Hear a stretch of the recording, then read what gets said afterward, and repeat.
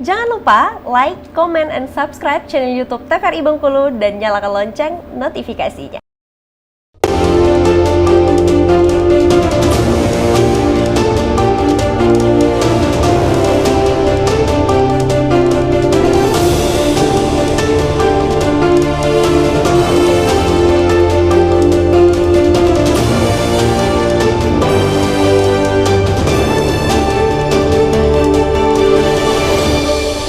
Ya pemirsa, terima kasih Anda kembali menyaksikan Berendo TVRI Bengkulu. Tadi kita sudah dengarkan dari Bang Anto bahwasanya memang dirasakan ada dampak kesehatan pasca pembangkit ini hadir. Tapi juga dari DLHK menyampaikan bahwasanya kita tidak boleh serta-merta mengklaim bahwasanya dampak kesehatan itu hadir dikarenakan pembangkit itu. Nah, saya mau tanya ke Kanopi, ke Bang Ali. Kanopi sendiri punya data atau riset kah yang bisa memperkuat aduan masyarakat mengenai dampak sosial dan kesehatan ini, Bang? Oh iya, jadi kita tuh juga bikin pemantauan. Tapi saya mau bilang begini kan. Jadi di dalam konteks dampak lingkungan itu dia ada yang disebut dampak lingkungan yang dapat diantisipasi. Ya. Dan ada yang memang tidak dapat diantisipasi. Saya mau bilang kayak gini, terkait misalnya dengan penggunaan Continuous Emission Monitoring System atau CEMS kayak gitu. Itu dia pelepasan karbon itu tidak bisa diantisipasi. Kalau batu bara dibakar dia akan melepaskan karbon dan jumlahnya tuh fix kan gitu. Batu bara dibakar dia akan melepaskan sulfur, itu tuh fix gitu.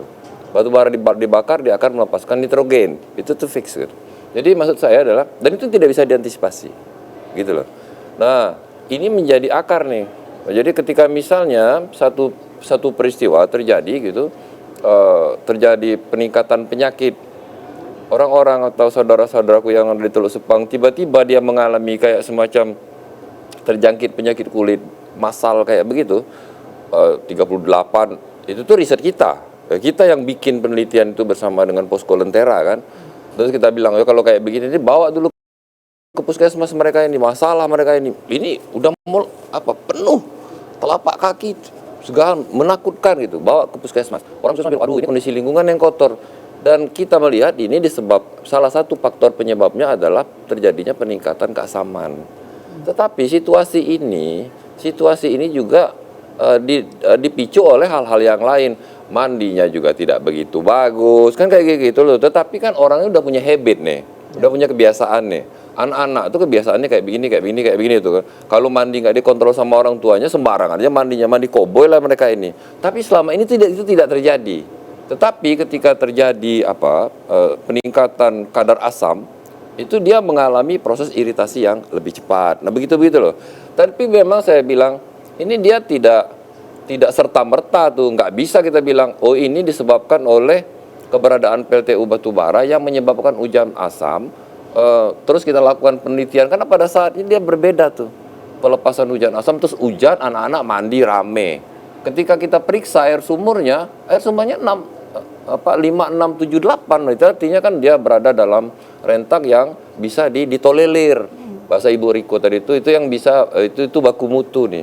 Tetapi proses itu dia terjadi secara terus-menerus.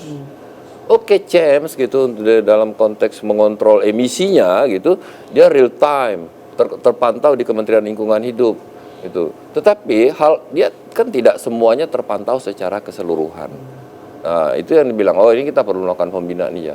Tapi kalau ditanya sama saya secara personal, saya mau tutup PLTU itu gitu loh. Karena mimpi Indonesia ini dan harusnya Bengkulu itu kan menjadi champion kan, ya kan? Jadi kita ini punya sumber energi yang banyak gitu, yang siap gitu. Terus orang nasional, orang Jakarta itu tuh bawa sumber penyakit kemari. Kondisi mikronya kayak begini dan itu sudah kita bilang ini kondisinya nanti akan terjadi seperti ini dan kita akan bertengkar. Dan memang terjadi pertengkaran kan. Terakhir kali kita bertengkaran soal pengaruh petir misalnya, dan itu ada juga di dalam dokumen AMDAL. Pengaruh petir terhadap keberadaan tower. Akademisi udah bilang karena tower kalian tinggi, maka petir itu tuh suka nyambar di tempat yang paling tinggi. Kayak begitu loh. Jadi memang kita bahas soal yang kesehatan tadi, sepakat ya memang sebenarnya tidak serta-merta penyebabnya itu adalah hadirnya pembangkit. Kan gini, penyebabnya penyebab penyakit itu dia tidak tunggal. Ya. Nggak bisa kita bilang penyebab penyakit itu tunggal disebabkan oleh nggak begitu dia. Saya yang berumur 54 tahun jauh-jauh akan lebih rentan misalnya dibandingkan dengan Ibu Riko yang 40-an sekian sedikit. Misalnya kayak begitu dia tuh. Tetapi anak-anak gitu dengan perilaku yang kayak begitu dia akan jauh lebih rentan kan begitu gitu loh. Makanya ada yang disebut dengan kelompok rentan.